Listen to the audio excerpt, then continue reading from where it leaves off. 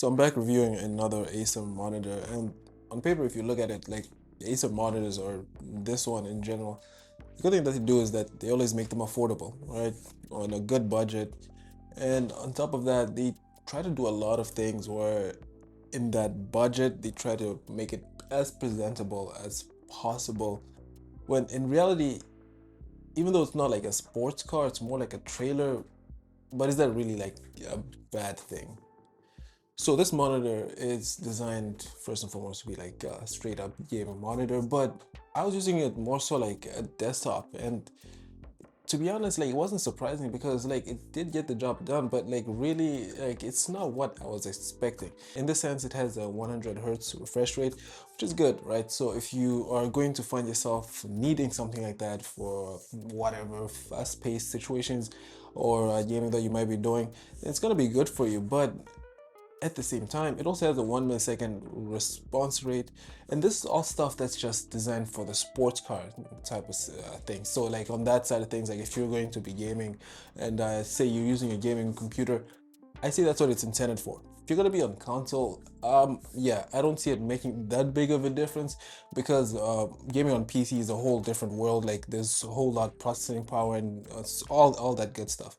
So on paper, yeah, it's going to look like a sports car, but it acts more and functions more like a trailer in that it also could be used as a desktop, and there's nothing wrong with that. In the way that it's advertised, yeah, it's going to be for gaming, but my personal opinion, I really don't think there's any issue in just using it as a desktop, because at the end of the day, we're all just looking for something that's affordable and something that can get the job done.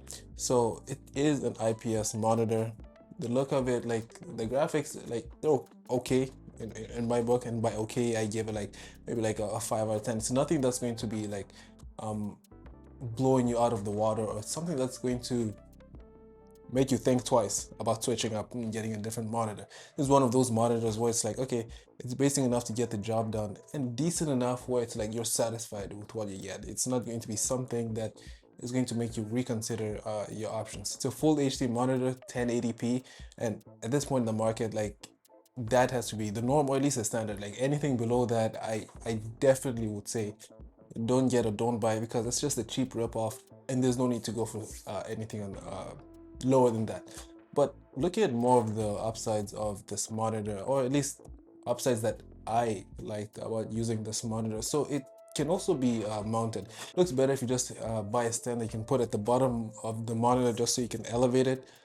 At the same time, or it looks better when you can just wall mount it or mount it on desktop mount, and it looks way better in my opinion. It is compatible with wall mount.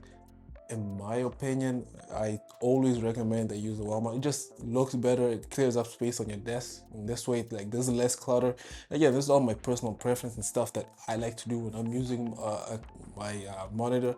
But yeah, I definitely recommend using it with monitor mount. Now, the screen is 18 inches and it also has 16:9 aspect ratio. So stuff like that, it's not really going to be anything that is out of the ordinary. It's just going to be stuff that is pretty much standard, especially for a price point at that level. It's just going to be basic stuff, nothing that's going to really rock your world in terms of like viewing angles. It does provide also like beautiful colors and viewing angles at the same time, but it's not going to be anything that like blows you out like OLED monitor.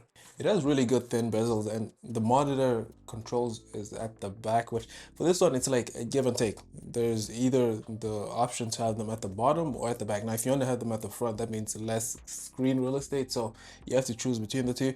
If you have it at the back, it's just like you have to like sit up and peek at the back, unless you haven't memorized about like how the controls function, how they move, whatever. But if you have them at the bottom, at least they're labeled and it's much easier. But it's neither here nor there. It's nothing really that makes the rating of the monitor any less or any worse in that type of regard. It's just personal preference, I get. But this one is also like one big circular button that you just flick that to say, okay, it's not really my favorite. And besides the PowerPoint, it only has a VGA and HDMI port, which again, as I said, on paper is designed to look like a sports car, but in reality it's more like a trailer that's just designed to get the basics done, because Those are the only two ports. Not like having multiple ports is anything crazy, but just the two is like, okay, here you go. That's enough, I guess, or that's all you're gonna get. So it does a decent enough job of being the monitor that you need, but is it the monitor that you need to get? Is it the monitor that you want, right? So you have to not just look at things on paper. My job to analyze things on paper and in real life, right? In real life, it's a decent monitor. The viewing colors and angles definitely surprised me in person, as like compared to what I thought was to be expected, right? Especially for this monitor. Like I've used Acer before. I really like the brand. Like they make awesome monitors. When it comes to price points, like I'm always iffy. I'm like, I don't know. Like the cheaper they are, the harder they fall, I guess. No, I'm just kidding. But the cheaper they are, but I don't know what to expect, because usually the cheaper brands go, the lower the quality goes, and then everything starts to go out the window, right?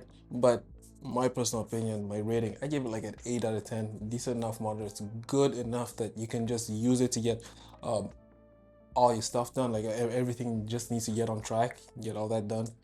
But is it like a heavy hitter? Is it something that's gonna like knock you out the park? Is it like a like a Samsung G monitor? You know, like something crazy that level where it's like, okay, the colors are there, the response time is there, which does have a 1 millisecond response time. It's cool. The refresh rate is also 100, but at this point, like even iPhones go to like 120, cell phones go to like crazy numbers like that. So it's like minimum with monitors at this point has to be like 144 for it to be even like edgy. Would I recommend it? I'll be basing that on what exactly your budget is. If it's going higher, then I'll definitely recommend something just a little better. But if you're within that range, I say it's a decent enough monitor. It's going to be good, get the job done for you. But it's just my opinion. Let me know what you think. I'm JEDIJA, and I'm out.